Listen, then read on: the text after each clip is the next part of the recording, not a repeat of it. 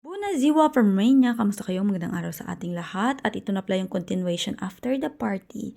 Ligpitan time na and for the pagod na yung person pero wala tayong magagawa. Kasi nga hindi tayo anak ng kontraktor. May ganun. So, bali ako lang pala mag-isa dito sa aming bahay kasi yung aking asawa panggabi siya. Yes, may work siya. Tapos, sa mga oras na ito, nakatulog na yung Yana. Bali, time check is nasa 10:30 na ng gabi.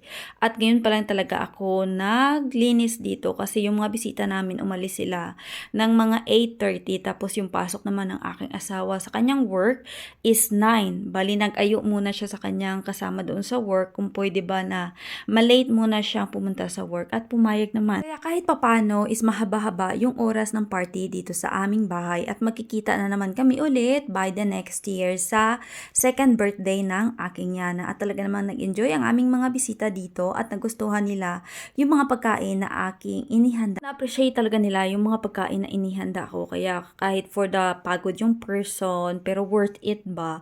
Tapos ito na pala yung mga regalo na binigay nila sa akin. So samahan nyo ako na i-unbox kung ano-ano yung mga ito. First pala na regalo na bubuksan natin is galing ito sa goddaughter ng aming ninang kasi last time pumunta rin kami doon sa kanilang bahay para dumalo din sa bahay nila kasi nga pa-blessing din.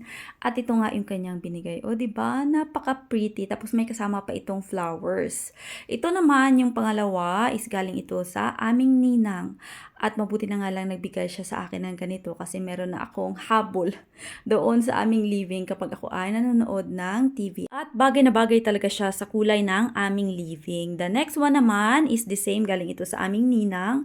Ito ay para sa kay Yana, medyo may kalakihan na ito pero ox lang para naman magamit ng Yana hanggang next year. Ito naman yung para sa akin. O diba, napakaganda ng dress na ito. This is dress for Yarna or sa taglamig ba. Yung bulaklak na ito pala is galing ito sa goddaughter ng aming ninang. Yung first na gift na nabuksan ko kasama ito. Diba, napakaganda. Yung pangalan nito is Chrysanthemum kung di ako nagkakamali. Then the next one naman, ito yung galing sa kapatid ng aming ninong. Pumunta siya dito sa aming bahay. Kaso nga lang hindi siya nagtagal kasi nga pumunta sila sa may Halloween party. O diba, napaka-pretty. Itong roses naman is galing ito sa mayaman na kaibigan ng aking asawa. Balikaya na yan. Tapos ito naman is para sa akin. O diba, napakaganda ng packaging ng regalo na ito. Tapos kuha talaga yung aking kiliti dito kasi nga paborito ko talaga yung kulay gold. Hindi naman siguro halata dito sa kitchen namin. Maraming kulay na gold dito. At ito talaga yung motif ng aming kitchen ba, gold. Or ng aming bahay. Gusto ko ng may gold. Tapos ito nga siya, yung set niya. Bali meron siya dyang shampoo, shower gel, body wash, tsaka hand sanitizer, tsaka itong akala ko na chocolate ba. Yun pala, inilalagay ito sa may bathtub kapag ikaw ay maliligo or magsistay ka ba. Ilagay mo lang siya sa tubig. Then, ang bango-bango niya. So, tingnan nyo naman, napaka-pretty no, ng kanyang lagayan gold. And this one naman na roses is para yan sa akin. O, diba, galing rin yan sa mayaman na kaibigan ng aking asawa.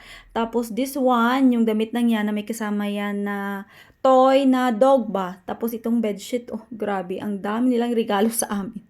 Tapos, isi-save ko rin itong mga paper bag ba kasi mahal rin yan bilhin sa store. Ito naman is galing sa another kapatid ng aming ninong which is siya yung gumawa or tumulong sa paggawa ng aming bahay sa pag-renovate. Meron siyang binigay sa amin na lampshade. Tapos, itong kulay na ganyan, oh, para kay Yana na minsan ginagamit niya sa kanyang pagdo-drawing tapos iyang pang summer dress. O diba, nakaka-happy lang talaga. Lahat ng kanilang mga regalo is very na-appreciate ko gidya. Kay super gaganda ba? At maraming salamat talaga sa mga regalo at sa kanilang presents sa aking napaka-simple na selebrasyon. Thank you Lord to all the blessings at the age of 33. More blessings to come sa aking pamilya. Sana matapos na rin lahat ng mga kalamidad na dinaranas ng aking bansang sinilangang Pilipinas. God bless us all at mag-ingat tayong lahat.